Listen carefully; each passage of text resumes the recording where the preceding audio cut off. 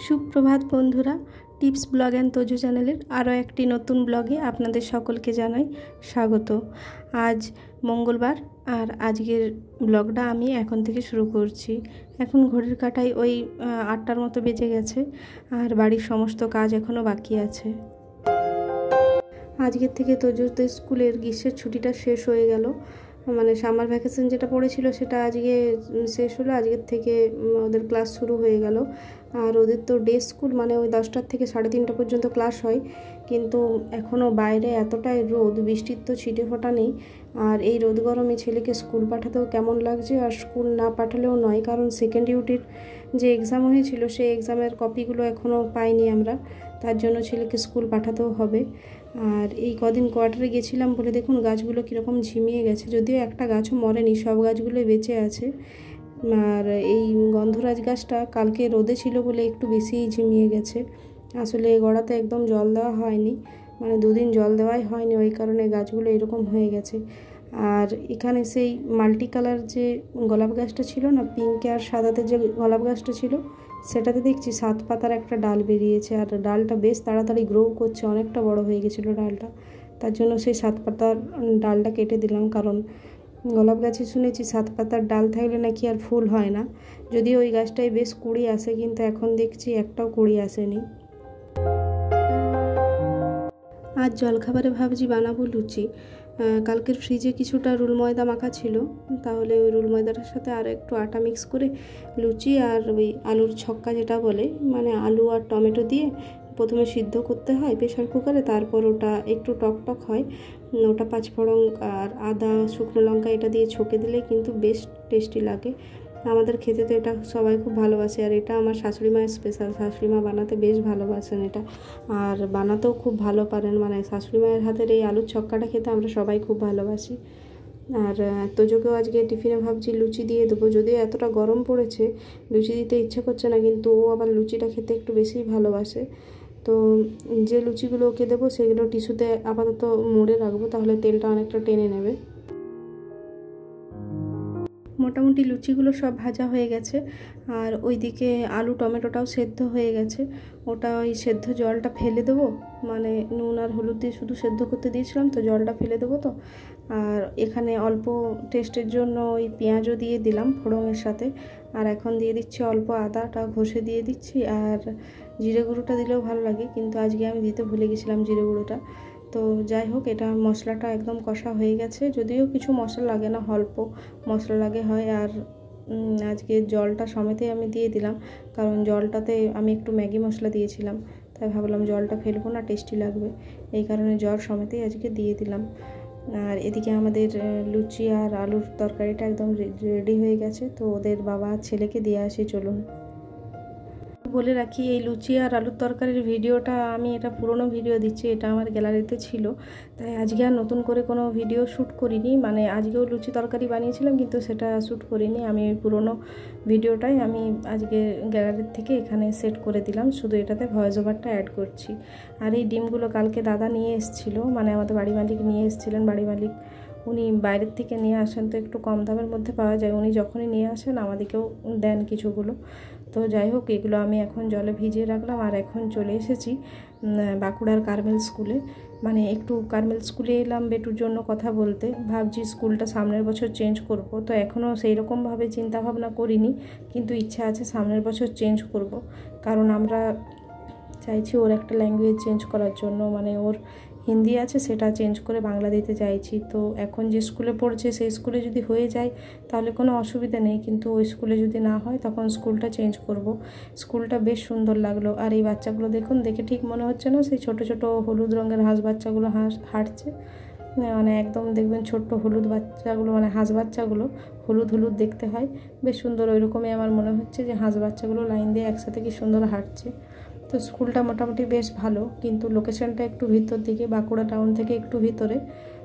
আর এই স্কুলটাতে ক্লাস 6 পর্যন্ত আছে, তাই ওর বাবার একটু আপত্তি যে ভেতরে, অনেকটাই ভেতরে স্কুলটা, আর বাসে দেওয়ার ইচ্ছে নেই ওর বাবার ইচ্ছে যে তুমি দিয়ে আসবে, তুমি নিয়ে আসবে, তাহলে ছেলেটা সেফটি যাবে, সেফটি আসবে, বাসে দিতে ভয় পাচ্ছে, এই আর কি। তোজোকে স্কুলে দিয়ে এলাম, আর তোজোকে স্কুলে দিয়ে আসার পথেই আমরা গেছিলাম কার্মেল স্কুলে। এখন বাড়ি ফিরে এসেছি, আর এই জলখাবারের থালাগুলো ছিলই, জলখাবারের থালাগুলো এখন ধুয়ে নিয়ে, এখনও রান্নাবান্নার কিচ্ছু হয়নি, সব কিছুই বাকি আছে। আর এই প্রেশার কুকারের ঢাকনাটাই শুধু পরিষ্কার করছি, কারণ ঢাকনাটা পরিষ্কার না করে যদি আরও রান্না বসাই এটাতে সিটিটা ঠিকঠাক আসে না। এই কারণে ঢাকনাটাই ভালো করে ব্রাশ করে ধুয়ে নিচ্ছি। আর যে বডিটা, মানে ঢাকনা ছাড়া যে বডিটা আছে, সেই বডিটা শুধু জল বুলিয়ে ওটাতেই আরও রান্না করব, ওটাতে আরও ডাল বসাবো। ওই কারণে একটু আগে তো আলুর তরকারি করেছিলাম, তাহলে ওটা একটু জল বুলিয়ে নিলেই হবে। আর বেসিনটা না বরাবরই এইরকমই নোংরা হয়ে থাকে, কারণ এটা পরিষ্কার করলেও যায় না। এটা যখন ফিট করা হয়েছিল সেই টাইমে বোধহয় ভালো করে পরিষ্কার করা হয়নি, এই কারণে এই সিমেন্টের দাগগুলো না লেগেই থাকে। অনেক চেষ্টা করেছি, ঘষা মাজা অনেক করেছি, কিন্তু এটা যায় না। আর প্রচণ্ড আয়রন এই জলটাতে, এই কারণে বেসিনটা প্রায় সময় লাল হয়ে থাকে যতই পরিষ্কার করি।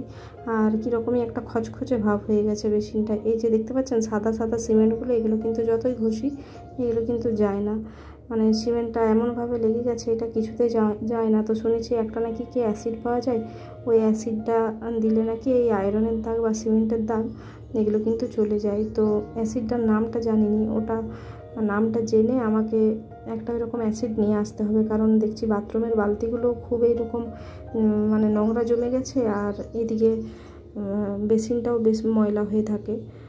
আর ওই ডিমগুলো এনেছিল, ডিমগুলো জলে ভিজিয়ে রেখেছিলাম, এখন ওগুলো ধুয়ে ফ্রিজে রেখে দেবো 7টা, আর বাকি 3টে এখন রান্না করব। আর ডিমগুলো না একদম টাটকা, দেখেই বোঝা যাচ্ছে। ডিমগুলো যখন বাজার থেকে নিয়ে আসা হয় না, বেশ গায়ে ময়লা লেগে থাকে, আর ওগুলো হাত দিতেও বেশ ঘেন্না লাগে, আর রান্না করা তো দূরের কথা। তাই এগুলো জলে ভিজিয়ে রাখলে না পরিষ্কার হয়ে যায়, কিন্তু কিছু কিছু ডিম থাকে একদম দাগটা লেগেই থাকে, যেতে চায় না। তো যাই হোক, ডিমগুলো এখন ফ্রিজে ভরে দিয়েছি।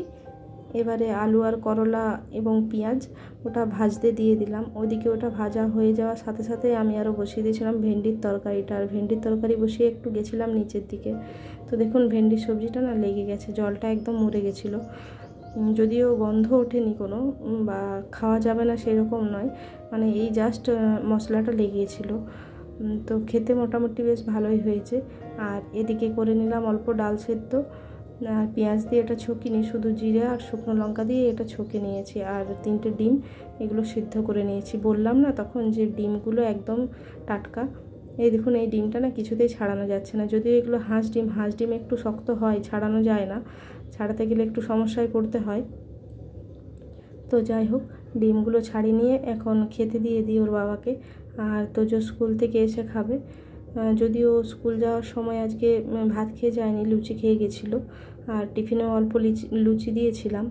তো এসে পরে খুব খিদে থাকবে ওর, তার জন্য এখন ওর বাবাকে খেতে দিয়ে দিই, আর সমস্ত খাবার রেডি করে রাখি, যাতে স্কুল থেকে এসে সাথে সাথে ওকে দিয়ে দিতে পারি, নইলে খিদে তো অস্থির হয়ে থাকবে, কারণ আজকে তো ভাত খেয়ে যায়নি। তো যাই হোক, চলুন আমি ডিমগুলো ছাড়িয়ে ওর বাবাকে খাবারটা দিয়ে আসি।